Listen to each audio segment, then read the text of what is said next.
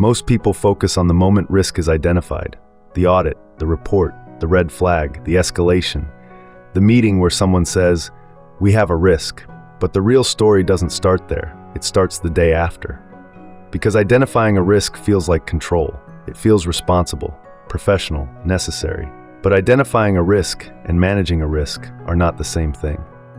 Today, we're looking at what really happens after risk identification.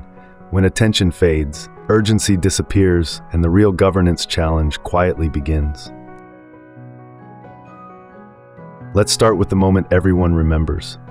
This is the moment the risk is identified.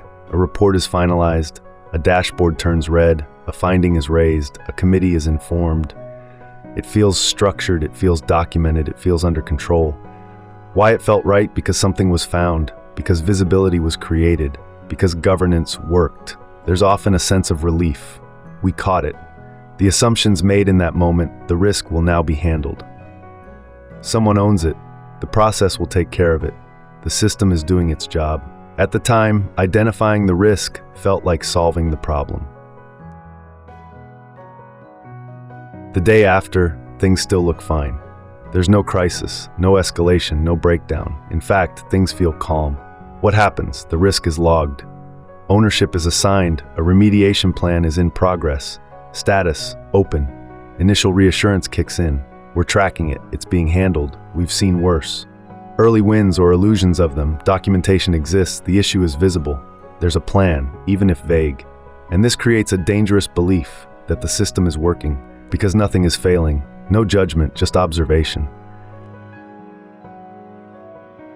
This is where the invisible shifts begin. No alarms, no dramatic failures, just small, almost invisible changes. Subtle behavior shifts, follow-ups become less frequent, ownership becomes shared, then unclear. Deadlines quietly extend. New pressures emerge, other priorities take over. Teams focus on urgent work, not important work. The risk becomes background noise. Small compromises, let's revisit this next quarter.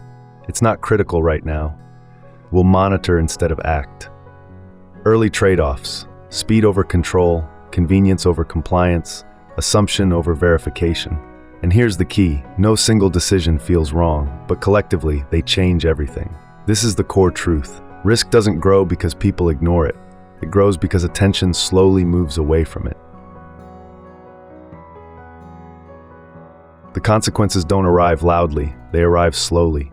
Weeks later, months later, sometimes years later. What begins to happen? Controls weaken. Documentation becomes outdated. Ownership is no longer clear. Monitoring becomes reactive. Then one day, it looks like a sudden failure, a compliance breach, a financial loss, a regulatory finding, a reputational hit. And people say, how did this happen so quickly? But it didn't. Nothing broke overnight. It just wasn't continuously managed. Most people don't ignore risks, they simply don't see them anymore. Cognitive bias, it hasn't caused problems yet. It's probably not that serious. Overconfidence, we've handled this before. We know what we're doing.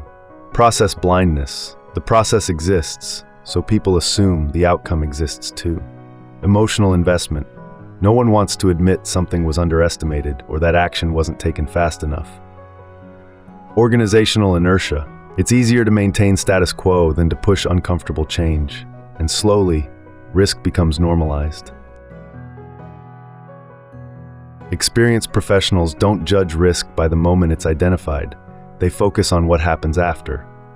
What they look for, is ownership active or just assigned? Are actions being tracked or just noted? Is the risk evolving or just recorded? Questions they ask, what has changed since identification? What would make this risk worse? What signals would tell us we're losing control? Signals they monitor, missed deadlines, reduced engagement, repeated deferrals, lack of measurable progress, behaviors they expect, continuous reassessment, clear accountability, active escalation when needed, evidence of real mitigation. They understand one critical principle. Risk is not static. If it's not actively managed, it's actively growing. The lesson isn't don't identify risks. The lesson is plan for the day after. One mindset shift from we found the risk to how will this risk behave over time? One framing principle: risk identification is the beginning, not the achievement. One question to always ask: what will this look like 90 days from now if nothing changes? Because that question forces reality into the conversation. Most risks don't fail at the moment they're identified. They fail in the days, weeks, and months that follow. If this changed how you think about risk, that's the goal. This is the day after, and next week we'll explore what happens after controls are implemented.